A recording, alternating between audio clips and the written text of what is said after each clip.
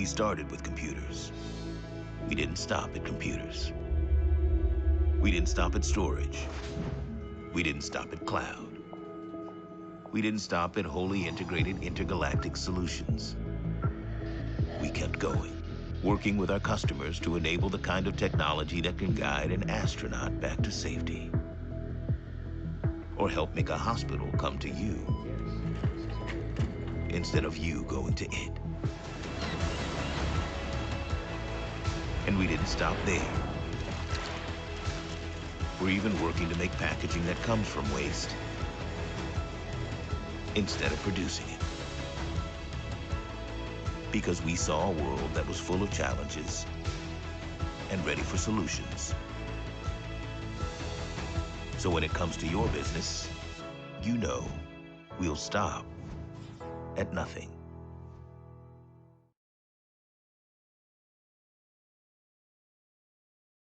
It would have been great to see you personally, but we are all these days onto the virtual meetings. Hey, look, welcome you all and to a great sales workshop, which has been organized by our team. I'm sure this is going to be a lovely session for you, and you're going to spend some meaningful time. There are some fun elements, and there are some great fireside chats and panel discussions, which you're going to enjoy. But before you do that, I just thought I should take a couple of minutes to talk to you what's going around with us and why it's so much important to skill ourselves. I think I was reading one of the quote from a Deloitte study, and I saw that the shelf life for any skill set is not more than 5 years. So one of the important things is that we continue in this time to attain more new skills. And I think, it's not only you, we all are doing it internally as well. There could be different ways. One of the sales workshops that we are conducting, but apart from that also, I'll encourage you to go and see that what are important things that you can do, which could be some short courses that can just add up. And this time also taught us that, learning is a constant exercise. And also it taught us, at least I felt that, to learn few things, you got to unlearn few. So I think these both go hand in hand. And it's very important because, to have a new information flow coming in, you need to change few things within your styles and have to unlearn few things, have to be a little more flexible. So I think those are some of the learnings coming up during such time. Another thing which we saw as a trend coming up is, we saw that there is a digital transformation has seen a huge acceleration during this time. And that's because of first time in the country, and I would say also most part of the world, seeing the digital mindset of the consumers. So that's been, it's not that effort has not been on, but I think it's been, this movement or this time has accelerated that part. So that's something which is great, and that's going to be a big benefit for all of us. And that itself tells us to add few skills to ourselves to see that we are more relevant. And staying relevant is super important in today's time. And that's something which is extremely important for at any point in time, but I think in current times it becomes more relevant. That probably third thing which I like to say over here is that, it's a time when we should learn. That's definitely there. But what are other more few things that we should probably see it in our we should bring it in our business. And few things that I can think of and I can talk about today is, which quickly comes to my mind, is the ownership is very important. It's very important because you are virtually sitting there.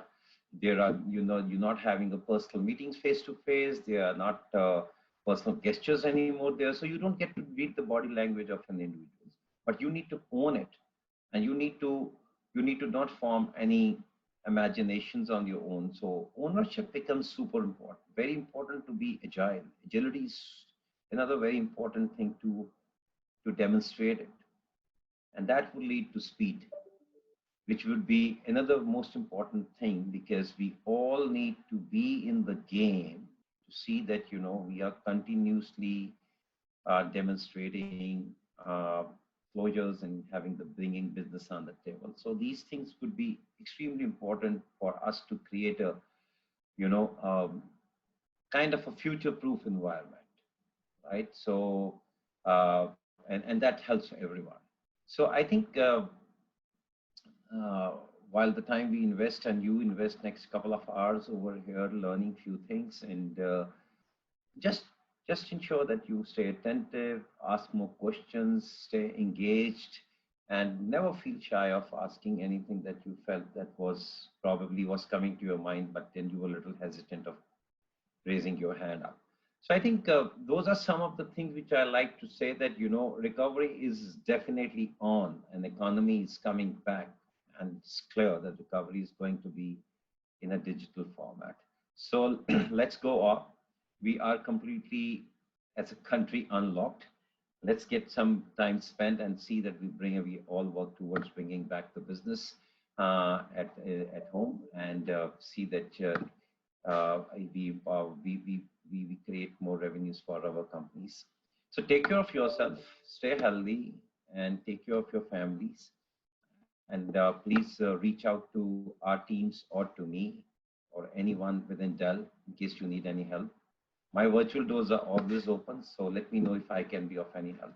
Take care, enjoy the session, and have fun.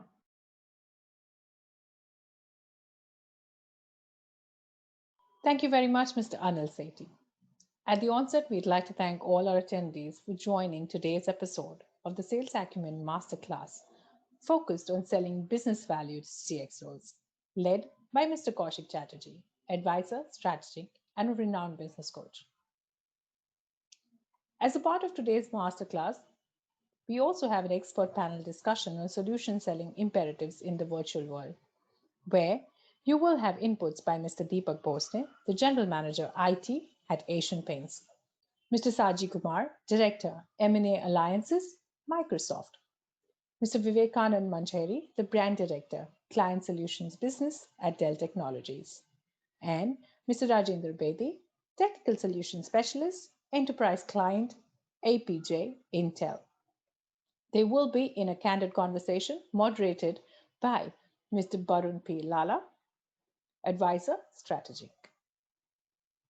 On conclusion of today's panel discussion, we will be joined by Mr. Tarun Goyal, who is the country lead partner marketing at Dell Technologies India. He will share a few key takeaways with us. Post his session, ladies and gentlemen, the platform will open up for the online quiz. You will be awarded with the certificates on successfully completing the quiz within the allocated 8 minutes at a minimum score of 70%. So wishing you all the very best for the quiz. Ladies and gentlemen, do remember to fill out the feedback forms at the end of today's episode. Your feedback is extremely important for us. Please feel free to share any suggestions or recommendations that you have. This will help us improve the content, structure, and presentation of our webinars and virtual conferences. You will also receive an email with the registration link of the next episode of the Sales Acumen Masterclass, which is scheduled for the 25th of March, 2021.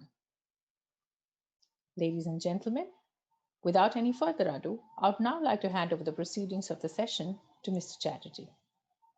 Over to you, Kaushik.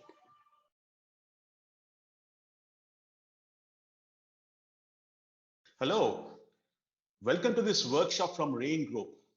This brief workshop is all about inviting you to appreciate the influence and adopt the habit of asking powerful questions to your clients and prospects. You're an amazing bunch of sales pros, but you can be a more valued flock of sales maestros if you sharpen the axe of asking questions. You'll get the most from this program by paying attention, asking questions, and having some fun. Please free yourself from the shackles of alerts and notifications over the next hour, and I promise you a great ROI of the time you invest in this workshop.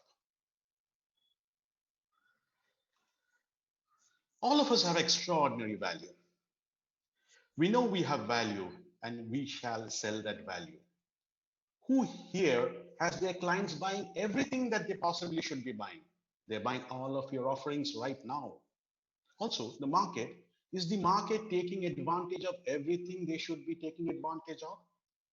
Are they buying your analytics? Are they buying your security? Are they buying high performance computing? Remote thin clients? You know they should be, but they don't. If, however, they knew what you knew, you will be winning loads of business. But there's this gap in the middle, the gap between the fundamental value that we know we offer and converting that into orders is about conversations. And that's what we sellers do. We are in the business of having conversations. Conversations make or break everything in sales. Every conversation you have, whether it's face to face, on the phone, or via email, is an opportunity to find new prospects, win new customers, and increase sales. A lot happens between meeting a buyer and receiving a signed contract. Too often, we sellers hold ourselves back in asking questions, enough questions that can make or break the sale. There's a lot of slips between the hello to let's go.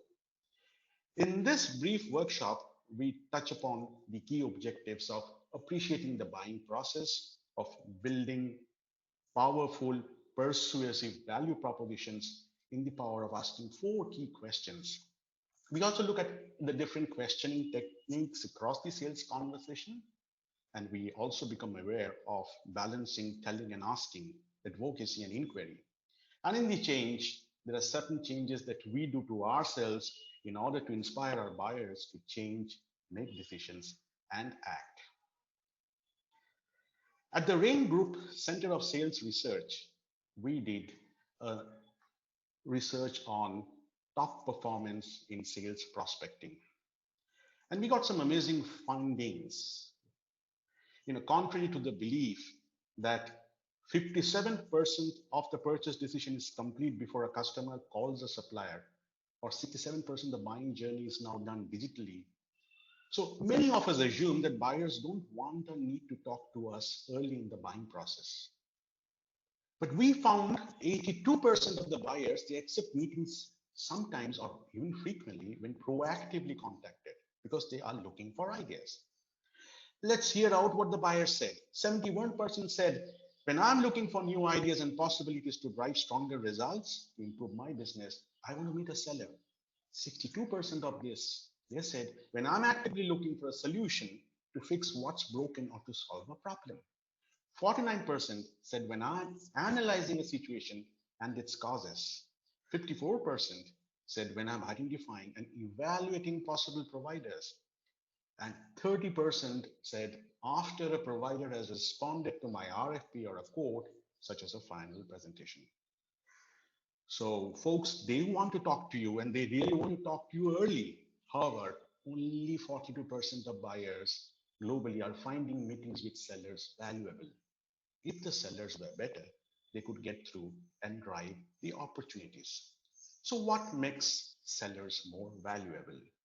And valuable across the buying cycle when you are helping your buyers to define the vision, to really uncover their desires, their dissatisfaction, get the full problem set, and then analyzing and really helping them to shortlist that value gap, and then helping them in terms of intervening to execute the purchase, in terms of creating the RFP, in terms of responding to the RFP, in terms of helping them to weigh out the different options that they have got, and finally inspire them to move forward in gaining the commitment to sale from the person you bought and not from the second place finisher. What separated the winner from the runners up? And we gave them a list of 42 attributes. And there are 10 of them which are in front on the screen. And we saw some amazing results. We actually saw the one that separated the most was educated me on new ideas and perspectives. And this was the dead last thing the second place finishers did. So winners were more likely to educate. Second place finishers did that dead last. This makes for huge opportunity to sell differently in ways that actually can influence buyer purchasing decisions. And not only is not everyone doing this, only a few are doing it. And people that do it will find themselves in the winner's circle. And asking powerful questions actually can help uncover a lot of perspectives and ideas through a seamless conversation with a sense of collaboration, and finally creating the trust and influence that actually can tell the buyer and persuade that we would achieve results. So winners sell radically differently than second place finishers.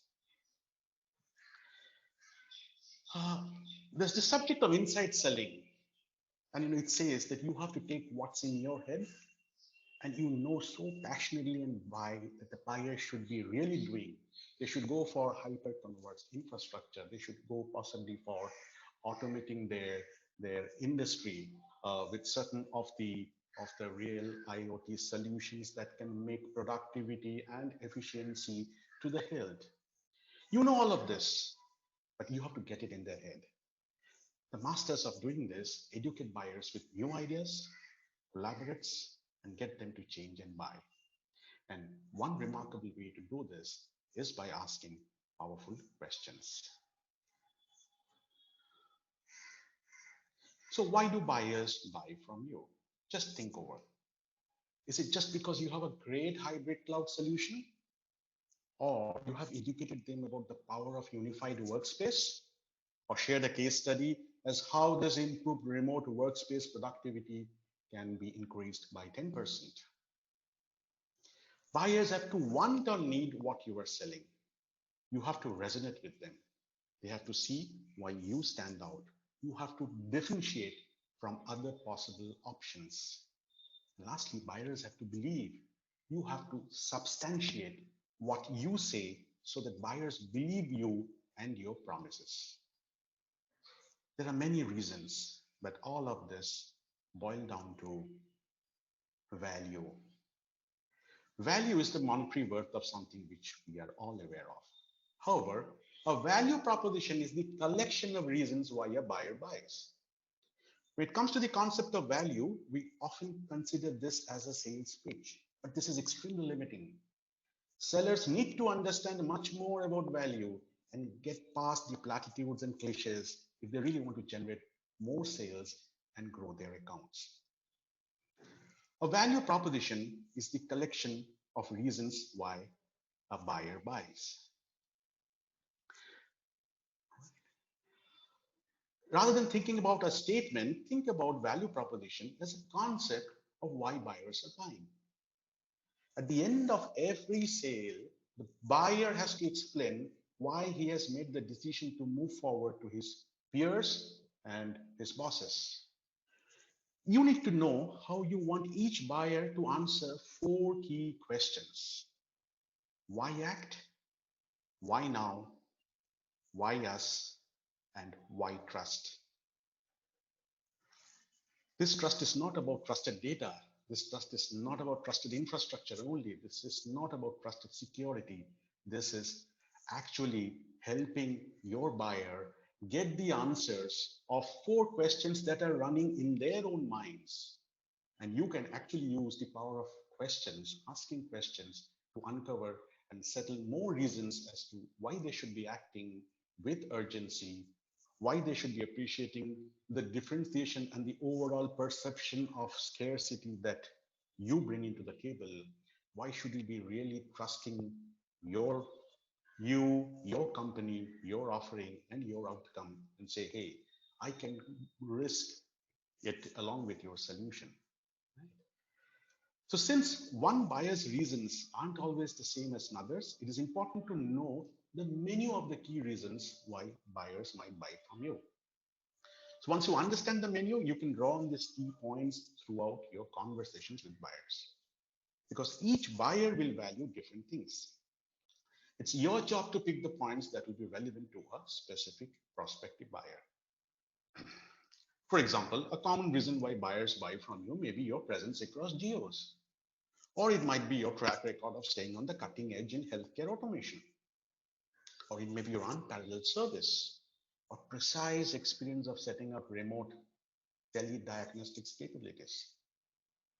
However, one point that resonates with one buyer might not be resonating with others. And that's why you need to understand the variety of components of what you offer that tend to be valued by the buyers. And as we said, they fall into three categories. They have to want or need what you are selling, what we call as resonate. They have to see why you stand out. We call it differentiate. And they really have to believe. You have to substantiate what you say so that the buyers believe in you and your promises. You can also think of this value proposition as a three-legged stool. All the three legs, resonate, differentiate, and substantiate, are necessary. If you take one leg away, then the entire stool topples. Let's take a further look at the three legs of the value proposition and how it works together. The first leg is resonate. Here's you make the case for why it is important and urgent to move forward, connecting with the buyer on both a rational and emotional level. Now, if you remove resonance, then people won't be interested in what you are selling. If buyers don't want or don't need security at the edge, they're not going to buy it, because even if you sell endpoint security, they just don't care. It's just not important. If they can't answer why act and why now, the buyer will simply say, I don't need it. The next leg on the value proposition stool is differentiate. Here, you are making the case for why you are the best choice among available options based on your overall distinction and the buyer's perception of scarcity. Your experience of supporting automation of mid-sized factories may not be available with others. And then if you remove differentiation, the buyers will pressure you on the price. And this is where you see price conversations coming up early in the sales cycle. If they cannot answer why us, then they will try to get the lowest price or choose a competitor who has differentiated themselves. They will see you as easy to substitute. The final leg of your value proposition stool is substantiate. Here, you make the case for why the buyer should believe in you, your offering, your company, and your ability to achieve the desired results. Remove substantiation, and although customers may want the remote workforce solution and perceive that you stand out from the crowd, you won't believe you will produce what you say you can. They won't believe that you can boost employee productivity of the virtual workforce. So if the buyer can't answer why trust, they will say, I can't risk it. If you can get the buyer to answer these questions powerfully, and for this, you need to ask powerful questions as well, covering each of the essential components, you will win the sales at premium fees, and you will inspire buyer loyalty. So let's revisit the 4 questions once more. And these are questions that the buyers have to answer, and you have to help them get the answer. And in the process, ask powerful questions to derive the answers. So folks, thanks for your patience so far. And I think I've been able to add some value to this part of this program. Let's take a small break. And as I promised, there's going to be some fun. So let's just play a nice childhood word search. There are certain keywords that I have mentioned in this part of my presentation, and I've just made it and whipped it into a small brief word search. There'll be a counter of 1 minute, and in this you have to uncover this 6 words. And for all those who do this in time, just say yes, put the words in the chat, and there are some surprise gifts for you. So let's go and play.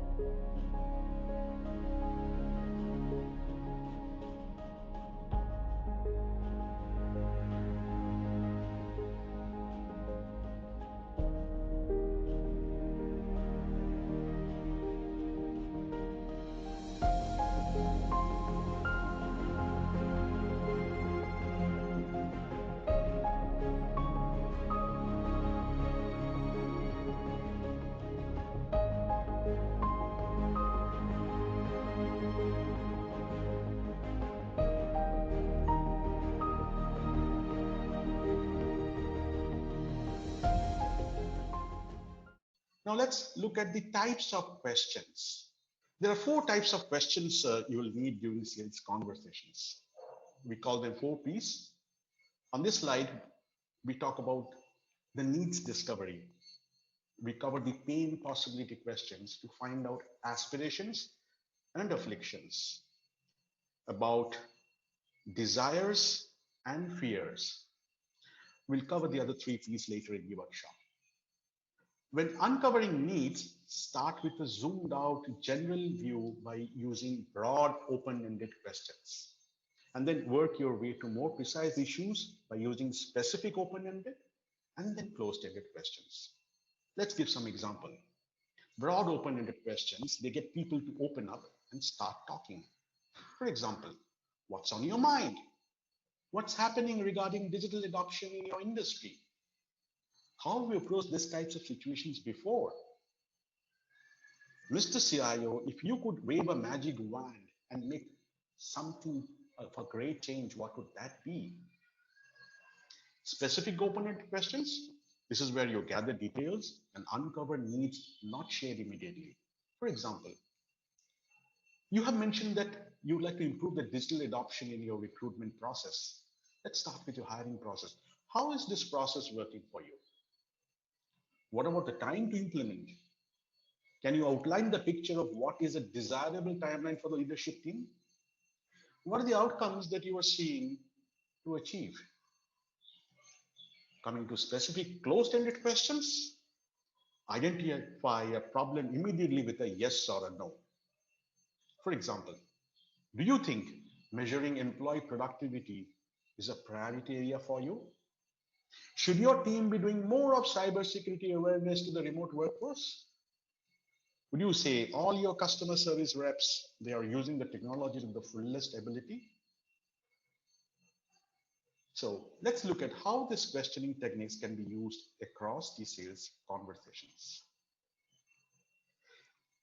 There are two core buyer mindsets: problem solving. Something is bothering the buyer or not performing up to expectations. They seek out products or services to fix, let's say, the data collection problem. The other mode is the future seeking. The buyer is looking to grow, make their companies or personal lives better, or somehow improve their current circumstances, often looking for new and innovative ways to do so. Let's say digital business acceleration. When sellers sell, they often fix it on the problem or the afflictions. But when buyers buy, they're often thinking as much about aspirations, the future that they are seeking, as much as they are about afflictions or the problems they would like to fix. If you question for needs which are only in the negative, you may leave opportunities on the table. Uncovering long-term strategic initiatives also opens the door to a sustained relationship. Turning the conversation to innovation is an opportunity to educate with new ideas and perspectives. Buyers have both rational and emotional needs. Similarly, they're both rational and emotional impacts of taking action. So in order to truly resonate during the entire sales process, you must be aware of the emotional needs and the underlying rational needs. Emotional needs, often drive the final buying decision. But often buyers may not even be aware of the emotional needs underlying what they think are rational decisions. So ask a question like, if you were to make this happen, if you are to improve virtual employee productivity, what would it mean for you personally? People buy with their hearts and justify with their heads. While it's true, that buyers are often looking hopefully towards the future, but the psychologists have found that fear of loss is twice as powerful as the pleasure of an equivalent gain. We people are naturally risk averse. So fear is motivating and tends to be action inspiring also. As a seller, you need to uncover afflictions and explore them carefully. Know that some afflictions are hiding under the surface. Even after a buyer expresses the initial problems and the pains explicitly, you should probe for latent ones. For example, How would implementing these changes affect your competitiveness in the market, say in terms of environmental and energy efficiency standards? While fear and negative emotions are powerful and it appeals to fear, can backfire if you don't offer a solution. When highlighting the gap between the buyer's aspirations and afflictions, make sure to follow afflictions with the impact of making a change. Inspire the buyer to make decisions and act. For example, if you don't solve this issue of energy efficiency, what kind of difficulties will you face going forward? What won't happen that you want to happen? Another one, do you think you are doing all you can? Should your team be doing more of exploring new models? Each one of the offerings you list satisfies a need that your customers have. Let's look at the financial aspect of the need. While the rational side, and we may call it the new brain side, that will communicate things like huge ROI. The underlying emotional side, which is the old brain side, should be resonating with statements like, I'll be showered with work praise. I can buy the new villa with the bonus. Family will feel so happy.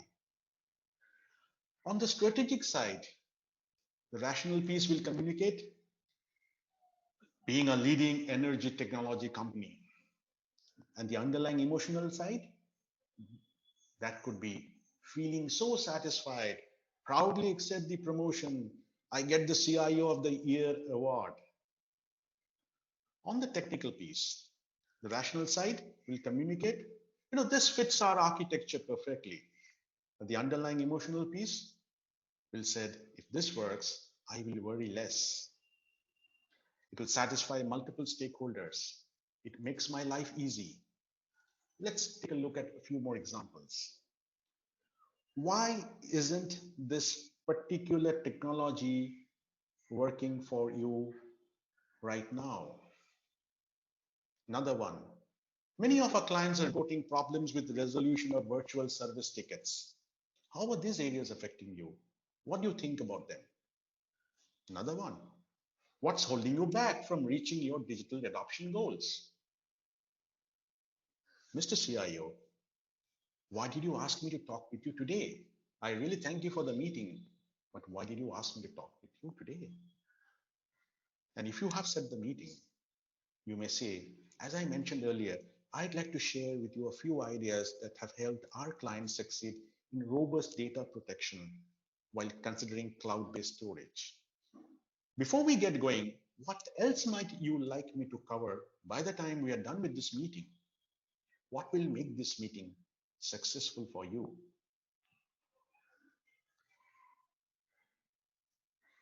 So just like needs, impact also comes in two flavors, rational and emotional. They work closely together.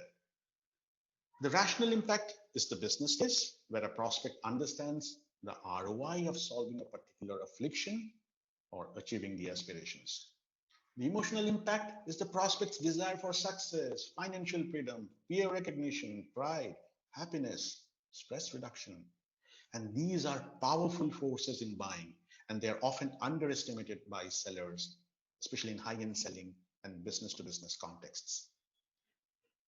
Show someone a way to succeed more, solve problems, and make more money, and all of a sudden that person feels stress going away, the excitement of making a difference, and the anticipation of greater success and the worry-free weekends that he hasn't had in years. Demonstrate the rational impact, and you will build the emotional impact. If you fail to show the business case, you won't capture the prospect's interest and desire. You won't take him on an emotional journey, and he won't feel that it's important enough to put your agenda on the top of the to-do list. Let's look at some examples. Sir, if you could overcome these challenges, what would happen to your company's revenue goals? How would implementing these changes affect your competitiveness in the market? How do you think the board of directors would evaluate the success of this project? And if you don't solve the problem of remote employee productivity, What kind of difficulties will you face going forward? What won't happen that you want to happen?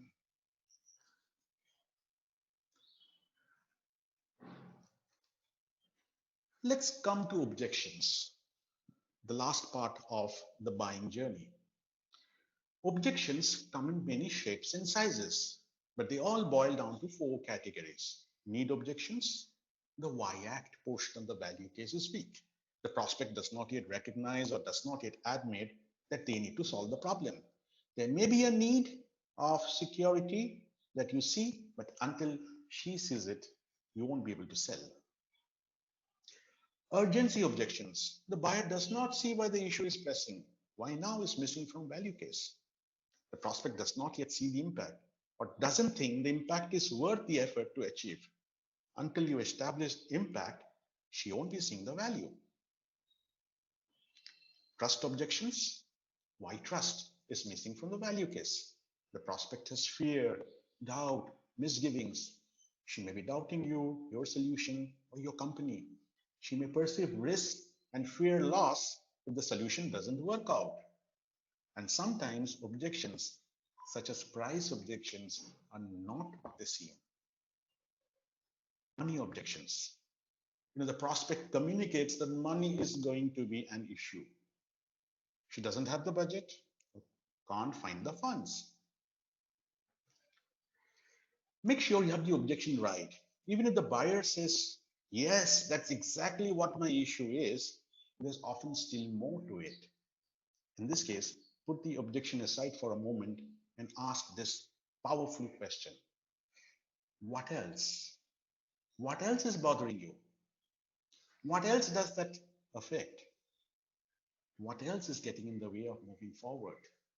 What else is on your mind? Often it is the answer to that last what else that contains the biggest barrier to moving the sale forward. But unless you cover all of the other what else options, the barriers continue to exist. Once you get to the final objection, start to resolve from the bottom up. Often by solving the last objection, the rest just disappear. Now let's look at the other P's. Remember, we covered pain and possibility. Let's look at process. Define and agree on the next steps. Example, sir, if we got to the point where we move forward together, who on your side would need be involved to make sure we can get this project underway? So that's a process question. Elicit feelings, perception. Example, just checking in. As we have been working on this for quite a few weeks now, how are you feeling about how things are going? Are we on the right track? Is there anything not sitting well with you, with our process, our offering, how we are interacting? Anything that gives you a pause about moving forward? And the last P is ask if all of us are on the same page. Example, we just covered the need to show you a demo on multi-layer security and share the best practices in the manufacturing sector. To summarize, the key points are this and that. Did I capture the essence right, or am I missing anything? Remember to leave enough time. And now we move into a very important aspect of sometimes questions may be construed as being intimidating, as being grilling, as being intrusive. So how much do I ask and how do I balance between how much do I tell? The combination of advocacy and inquiry is what's so powerful. For advocacy, a big point to note is it's not just about giving advice in a meeting and saying, given what I've learned so far, I think you should or shouldn't do this. Advocacy is only one part of the conversation. On the inquiry side, asking questions can certainly uncover the needs, as we have been seeing, that you already know about, but it can also uncover hidden needs by asking the why and the how questions. You'll get a lot of, I hadn't thought it this far, this sort of a responses when you ask these types of questions. Inquiry can also help drive new thinking. You may ask a question like, what do you think you need to do to increase sales growth by 3% per year? Not 3%, but possibly by 9%. What sort of a digital sales enablement is required?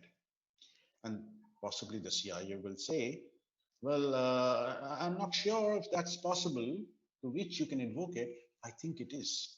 By the time we are done with the discussion, sir, I would be able to share you certain stories and certain case studies of hopefully how we'll get to see that it is possible. This is also a good example of expanding perceived possibilities. Sellers are often told at some point in their careers to always ask great questions. And while asking incisive questions is critical to sales success, some salespeople take the advice too literally. If you always ask questions, don't share a point of view or an opinion, don't tell stories, don't help set the agenda for success, buyers get bored. They feel threatened. They become disengaged. Although questions can be quite valuable, buyers can feel that they are missing out on the full value they should get from you if you just ask questions after questions.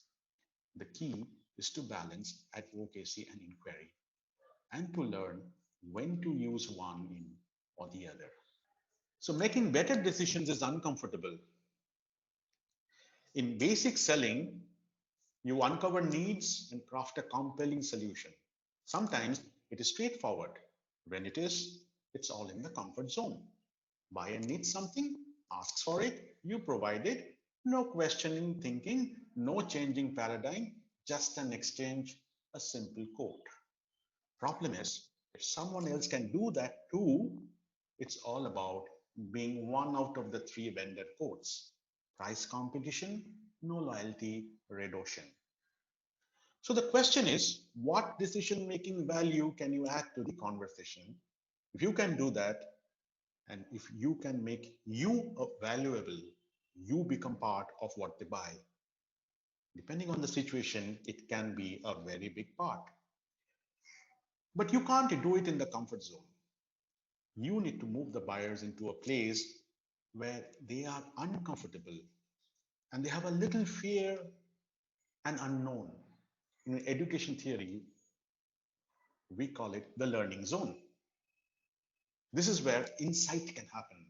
It is in this zone when the CIO appreciates the answer to CHRO's challenge of diminishing productivity of remote workers, perhaps lies in standardizing a device policy, or which calls for an asset refresh. To get there, you have to guide people out. To change beliefs, you first have to get people to question them. That puts their beliefs and their attitudes in the right place for learning. The three keys to that are disrupt. You have to upset the current thinking by questioning it or posting that there are other ways to go about things. Number two, reframe. You have to encourage people to think differently about something. And the number three, direct. You have to guide them to better options that's possible. And you do this by both asking questions, which is inquiry, and making statements, advocacy.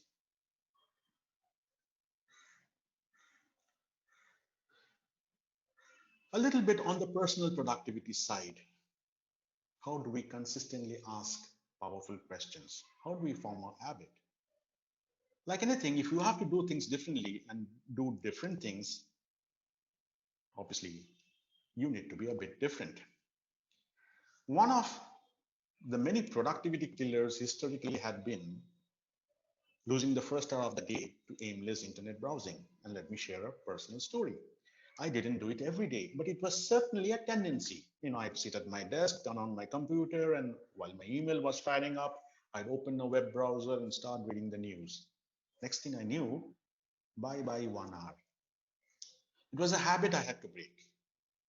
So if you want to do anything differently, if you have to form the habit of asking powerful questions differently in your life, the routine you have to understand and understand how to change them. So here we boil down this for you. Let's look at the 4 elements of habit. Trigger. Something happens that cues a sequence of doing something you tend to. A simple example, your phone buzzes in your pocket or the email notification makes noise. Thought. The cue triggers a thought, and even if it's fast or subconscious, the thought might be, I should reach into my pocket now to check the message. Response, you take an action, hand goes into the pocket, takes the phone out, you check the message. Reward, this is your gain or payoff. Oh, great. That report I'm waiting for is in. I'll stop what I'm doing and take a look. So habit has been described as a loop, and it is, but not the other way others have showed it. The reward doesn't lead back to a trigger. It leads back to a thought. I did what I wanted. I'm happy. This is a better way than what I used to do. I went to the sales meeting and asked questions, and I'm happy. This is a better way what I used to do. I went inside the virtual room and didn't start with my presentation deck. This is a better way than what I used to do. So the response also leads to thought. If I can do this, I just practiced this out maybe 15 days in a row, maybe the last 10 sales meetings that I have been consistently been mindful of asking questions. The 16th day is going to be easy. So the more responses you have to a trigger, the more the behavior will feel automatic and be easier for you to do. So as the conversation grows and you ask more questions, you uncover more needs, you create a gap between where they are and where they want to be, the current state and the new reality.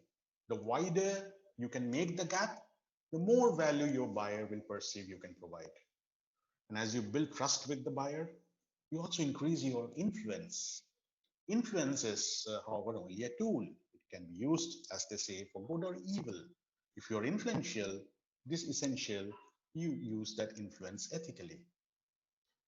Sellers are good stewards of the prospects and customers' trust. While this is a belief of ours that you should always deal with people honestly, it's also just business. Reputations affect business and career success. And the more you can become known as someone who's good to do business with, the more it will help your results. One thought about trust. This, like influence, is an outcome of the RAIN selling process that a brief window I had presented. Making connections with prospects sows the seeds of trust, showing them that you understand their problems and issues, you understand their businesses, that you can craft solutions that will have a positive impact and communicate all of that well, and they will begin to trust that you will be able to deliver.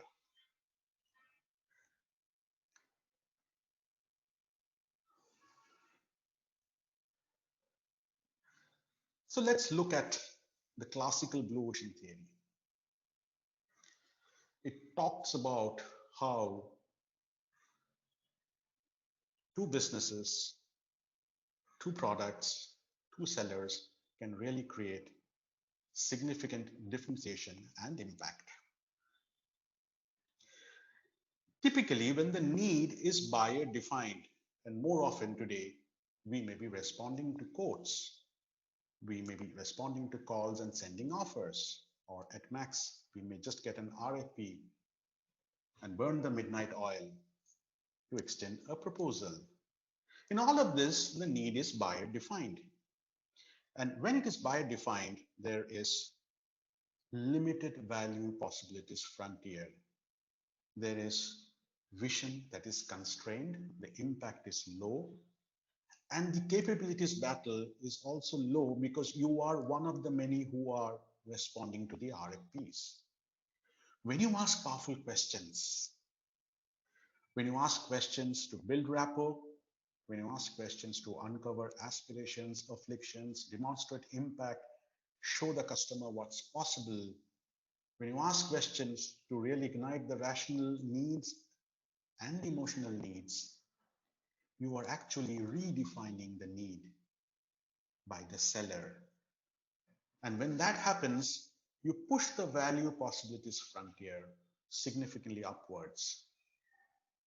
And the impact is high, the differentiation is categorically distinctive, and there is an unexpected unleashment of the power of consultative selling.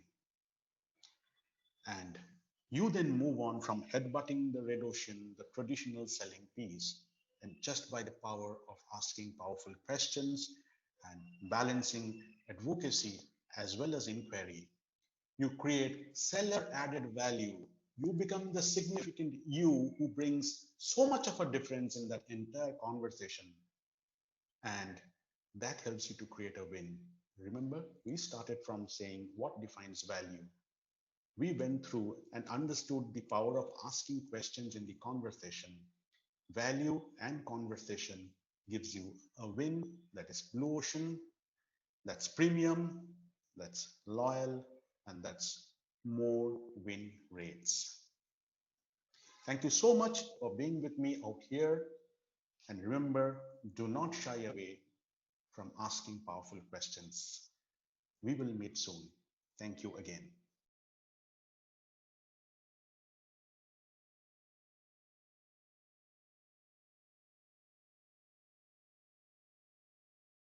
Thank you for taking time off for coming for the final discussion on technology buying decision making during turbulent times. I would like to introduce the panelists here. We have Deepak Bhosle, he is the General Manager IT for Asian Paints. We have Vivekanand Manjuri. Vivekanand is the Brand Director for Client Solutions Business, Dell India. We have representation from Microsoft. Saji, my ex-colleague from HP, is the Director for M&A Alliances, Consumer and Devices Sales, Microsoft. And we have Rajendra Bedi, he is the Technical Solutions Specialist for Enterprise Client for APJ Intel. My first question goes out to Vivekanand.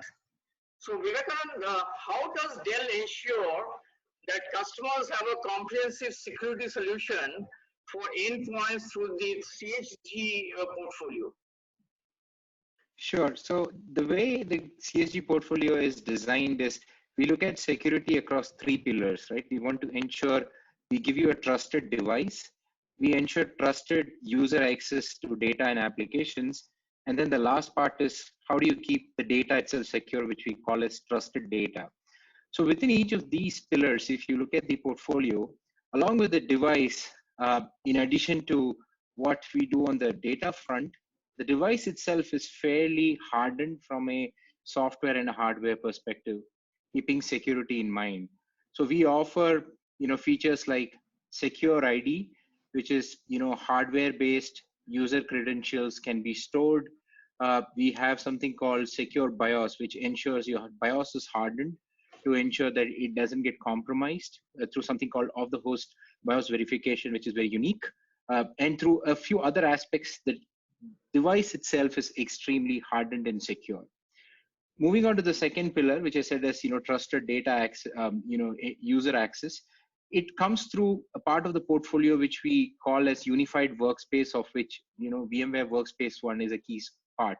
So essentially, it is the leading unified endpoint management software that takes care of the entire device lifecycle, specifically ensures that all, device health related aspects are managed in a very secure fashion. The third part, which I spoke about, is secure data, which is, through SecureWorks portfolio, as well as, VMware Carbon Black, we are able to offer very robust solutions for, endpoint threat detection as well as remediation. So, in summary, across, basic endpoint software, security management, endpoint user access management, as well as hardening of the device at a, even at a BIOS level, we are able to ensure that customers who come to Dell get a very comprehensive solution when it comes to managing security. Thanks Vivek for putting together this three-pillar strategy from Dell. Rajendra, I have a question. I've been seeing that Intel has been doing a lot of pioneering work around endpoint and industrial security. Can you share some thoughts around that? Thanks, Barun, for bringing out these questions. Yeah, Intel has been doing quite a lot of innovations from a hardware perspective to bring security below the OS. Means if you look at today's environment, right, most of the attacks which happens on any client normally happens on an operating system or an application level. And what we normally as an industry do, put more applications or a virus scanner softwares uh, in a form of a software, and then try to mitigate the software-based issues, right? Which I don't think is the right approach, because you are trying to address a software issue by putting a more softwares. So what we in Intel are trying to do is put a security more at a hardware level rather than keeping it in a software.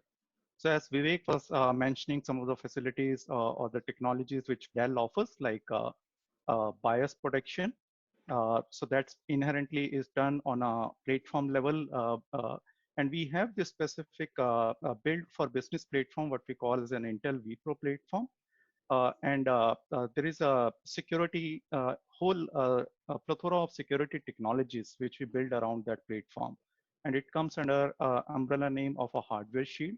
So it provides you things like protecting your BIOS, protecting your other critical components, helping you to encrypt and decrypt the data from your storage devices, giving you a TPM on a platform which can be used for storing the critical components, and so on. So the whole logic is to get below the OS and provide a security so that nobody goes and tinkers with that hardware level. And thanks a lot, and as you rightly put, having security at the hardware level. Coming back to you, Saji, I've been observing the steady progress of Microsoft, when you were in the challenges quadrant, in the Gartner's Magic Quadrant in 2012, and from there, I clearly see you in the Magic Quadrant, leadership position. So what is it that Microsoft did, between 2012 to 2019 to steadily progress into the leaders quadrant? Yeah, first of all, on behalf of Microsoft, Mr. Barun, thank you so much for inviting me as a part of this August panelist. Happy to be here. If you look at Microsoft, right, our mission itself says empowering everyone and every organization in the planet to achieve more. So the success, what you have been, talking about, I think the customer-centric approach has been the success formula. If you want me to put it in one single phrase, right? And we dedicate this success not just to our employees, but also to our partners and customers who traveled along with us during this journey. See, we in Microsoft have brought in a transformational change in the way we work with the overall partner ecosystem, including our competitors, which was a sea change, right? It is important to work across the platforms and partners widely across the globe. Over a period of time, we have also transformed our business from a product-centric model to a services model. Because for a company, you all know, we are known for the Windows OS as most of its existence, right? This is not a minor change, right? Because today, our cloud services business contributes to a major share of our overall business with a very strong top line or a bottom line, if you look at it. And we also paid very close attention to issues like accessibility. So if you look at, we have instituted programs under the artificial intelligence technology to improve accessibility, and have also focused on a responsible AI development as such. So like our CEO says, people no more respect tradition, but they respect innovation. So we completely dedicate this success to our employees, our partners and customers. Thanks for putting it together, Saji. Deepak, you have heard the seller story, and now we want to get the outside-in view from the customer's point of view as to what are the top 3 technology parameters you decide when you choose a technology partner. And my second question, and that's why I thought that I will ask you the last question. My second question is also associated with that is it different during this new normal times? Let me take the second one first. And it's indeed, before I start, it's indeed a pleasure to be in this panelist.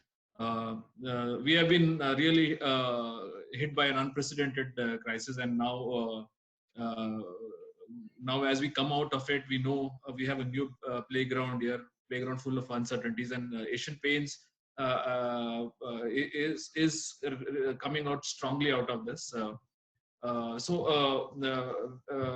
guess if I talk in general, a lot of CIOs would have really been hit by this, and if they would have not made the right investments, and clearly when you're suddenly faced with enabling your entire workforce on a remote basis, and you've not made adequate investments, it's a very bad situation to be in. Fortunately, we've been making the right investments in security, and we're well prepared for such situations. Just that it was a matter of us in terms of increasing the licenses on security solutions we had. So in that sense, we've been coping well with the situation.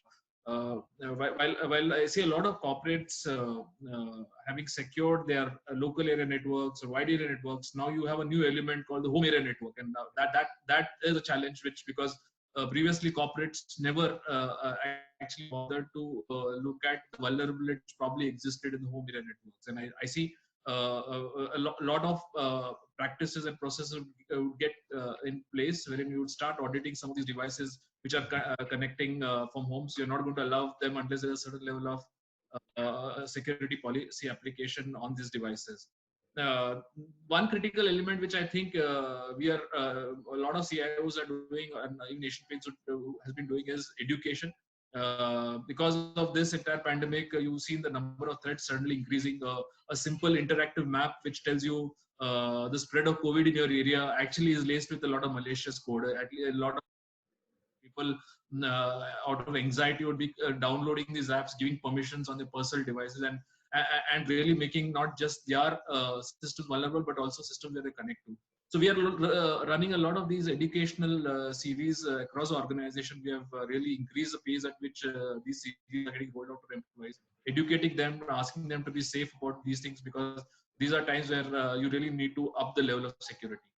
Now, coming to what we look when we evaluate solutions, I guess in the new normal, we really want people ahead of the race who really are prepared for. Clearly, it would be seen on which companies have really done well in such trying times. We really people who have invested in a good roadmap would be probably doing well now, and that's very important for us. People who constantly are investing ahead of its time are going to be top in our list. Second is how well the system integrates with the existing set of solutions, because that we would not want it, security solutions can't be seen in isolations. For us, we really want a system which integrates well with the ecosystem currently there. It is able to integrate well with the security operation centers, which keeps monitoring our setup. The third aspect is more about am I getting multifunctional capabilities here, so that it's all in one type of an approach.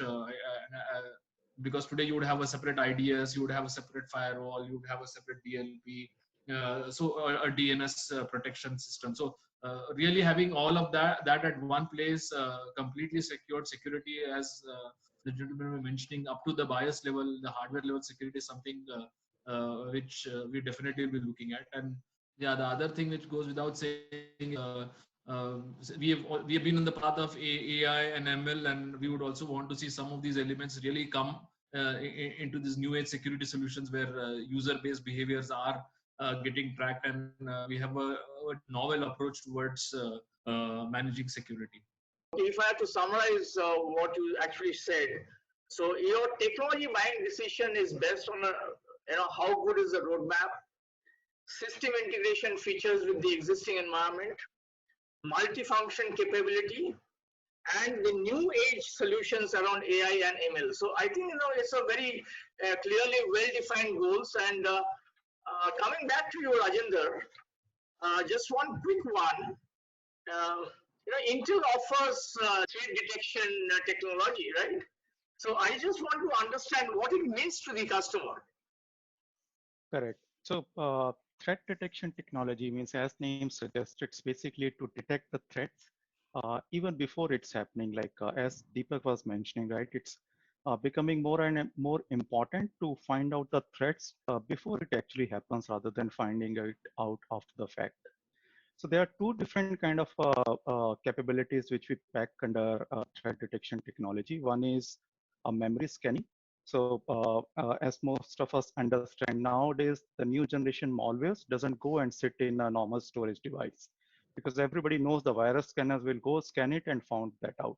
So now the new malwares are actually going and residing in your system memory, which cannot be detected by the normal virus scanners kind of an applications.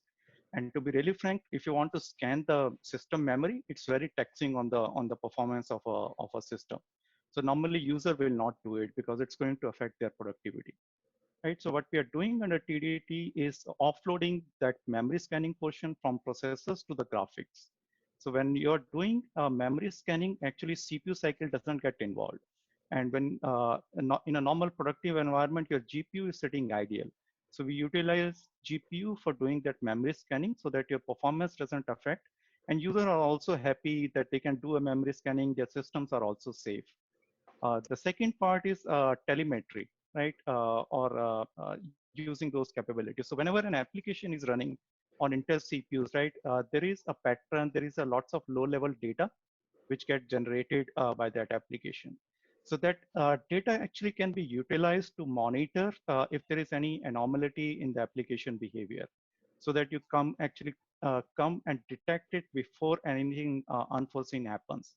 And we are actually we have already worked it out with Microsoft, and Microsoft Defender solution actually utilizes both these capabilities. So if you are on a protected hardware like a vPro platform utilizing Windows 10 as an operating system, Defender will go and utilize both these capabilities and give you an protection against these kind of an attacks. So coming back to you, Vivek, you also have Dell data protection. So what does it mean for the customers? Sure. So Dell data protection, I think, has two pieces to it. In my earlier comment, I did mention we have solutions from VMware Carbon Black being one, as well as SecureWorks, which manages the overall threat defense and remediation at the endpoint, which is basically your virus protection software. And what do you do when there is a malware attack, right? So that is one part of what I call as data protection.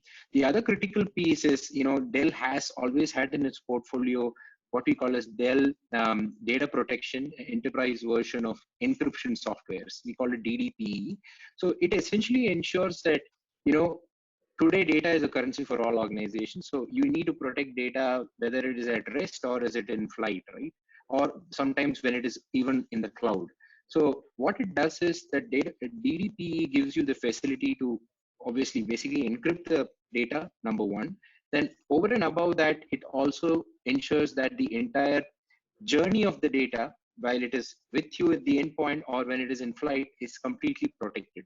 So it is a combination of these two things which we provide to all our customers, which is fairly comprehensive, which not just protects the device itself, but also ensures what resides in the device, which is the data, is encrypted and is protected, irrespective of where it is or what state it is in. So Sajid, coming back to you, okay, thanks Vivek for putting this together. So, I can understand that, encrypted software and, data protection is becoming so critical. Saji, coming back to you, you also have the endpoint management software. Okay, in layman's term, can you just give us a real life example as to what it means for the audience? And second thing is that if you can just little bit elaborate on that. Take a cue from what my other colleagues in the panel was talking about, right? Security is the most important parameters today for any customer because data is going to be the fuel, right? See, endpoint management software, what does it do? These products help the users to keep track of the devices in a system and ensure their software is secure and up to date. So typical features of endpoint management products could be an asset management, patch management, compliance evaluation, etc., etc. Because see, today, if you look at the endpoint security is very, very important because, right, the hackers have started using vulnerable endpoints, right, as entry points to download malware and move laterally across the network. you are more vulnerable to attacks in public places. Like if you say, for example, if you are using an airport Wi-Fi or a cafe Wi-Fi and stuff like that, where you get the available free networks, right?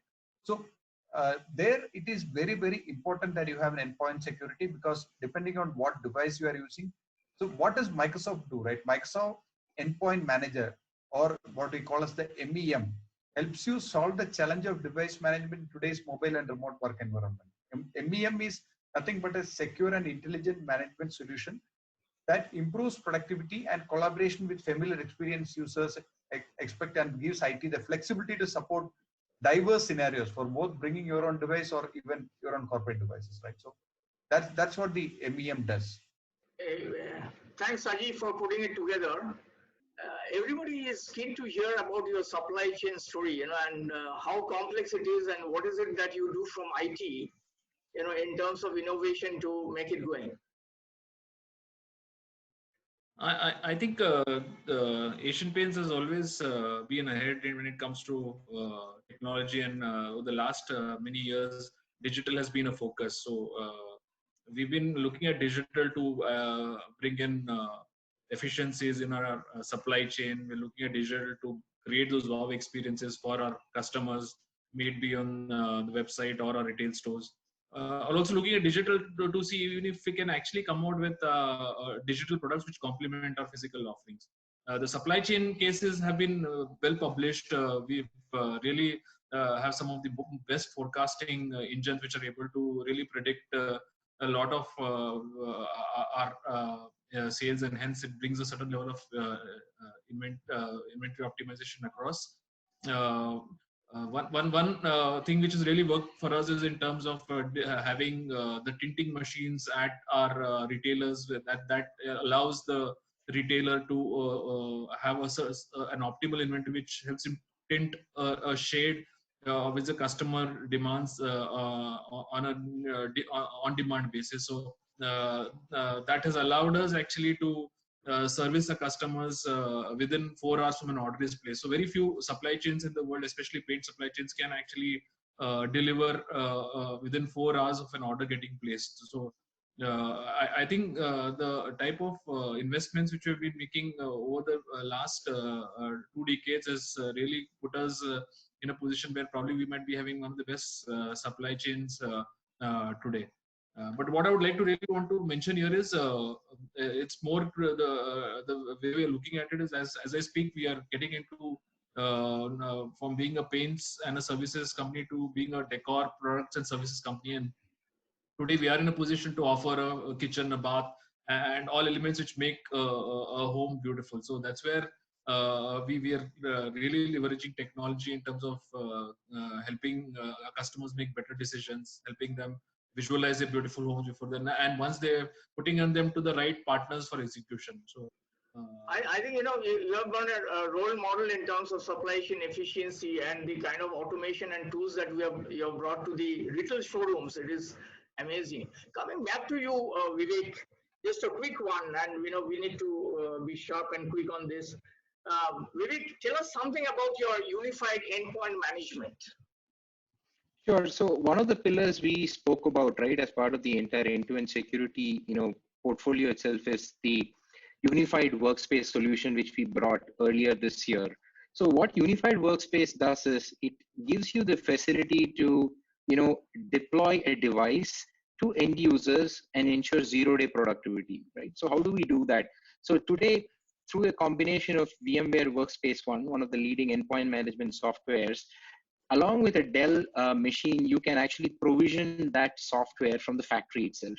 What that means is the device reaches the end user pre-configured with all the basic applications and even the corporate image that you would require with all the security policies. So our research indicates that you can save anywhere between 30 hours to 2 weeks in large scale organizations in getting an employee productive, right? So the whole approach to user access and management is largely around how do we improve user experience through VMware Workspace ONE.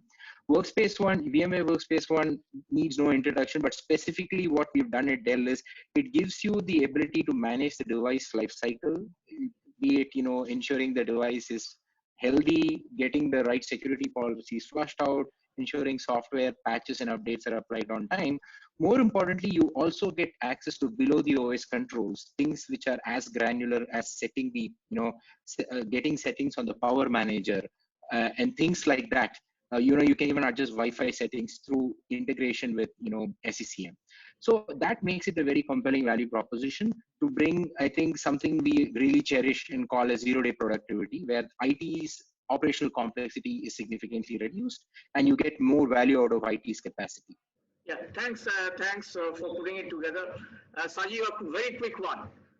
What is Office 365 ATP, Advanced Threat Protection?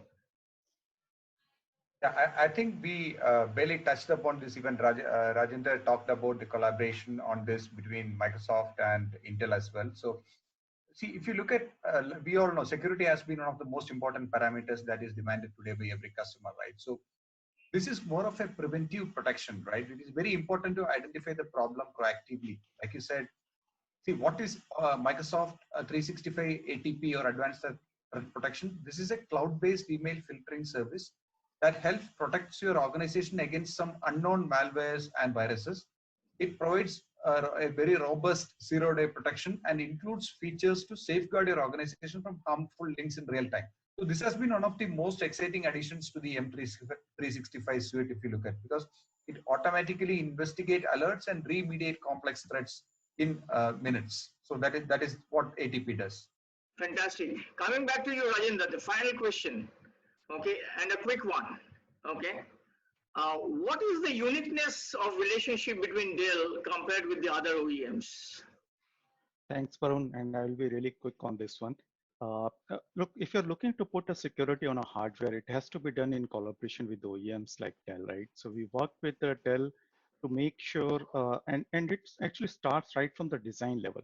So we design the clients together to make sure all the capabilities are there on a hardware level, and then that collaboration get extended to the software as well. So for example, Vivek talked about a safe bias, which actually utilizes a hardware capabilities of a platform to protect the basic component of your platform. And then Dell also has something called a Dell Commander. Now, it's a truth that no technology will give you 100% protection at all the time. So if in case something happens, right, as a customer, you also want to recover from that situation as soon as possible. So Dell Commander also offers you that capability to recover from those unforeseen scenarios in a matter of hours rather than wasting days on that. So that's the tight collaboration we are having with the OEMs like Dell to make sure the platforms are secure. Thank you all. Thank you for participating in this panel discussion. I appreciate your taking time out. My vote of thanks goes to Deepak. Deepak, many thanks for coming on this panel discussion from Asian Paints. Many thanks to Dell, Intel, and Microsoft for coming together and giving us the force of one story for all our customers. Thank you very much.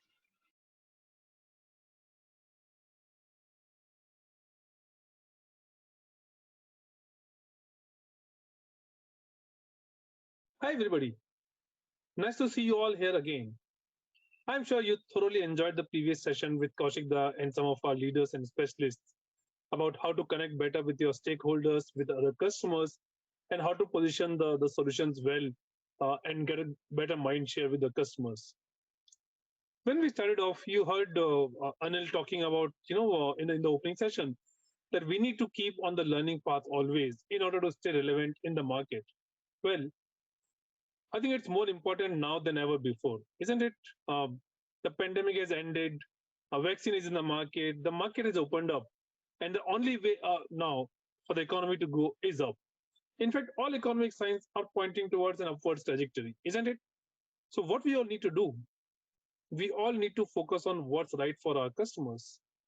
The customers who are currently at the edge, at the brink of making their next stage of investment decisions, which will help them to grow their organizations in the market that's growing, in the industry that's growing and that's growing at a much faster pace, right?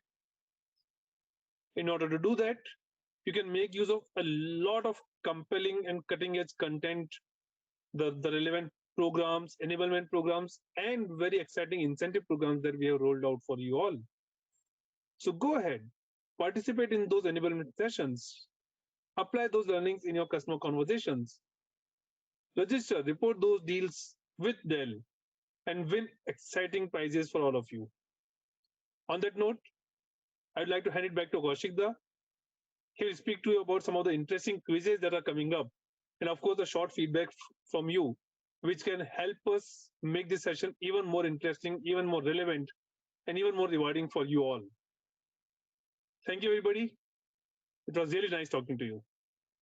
Kaushikda, back to you.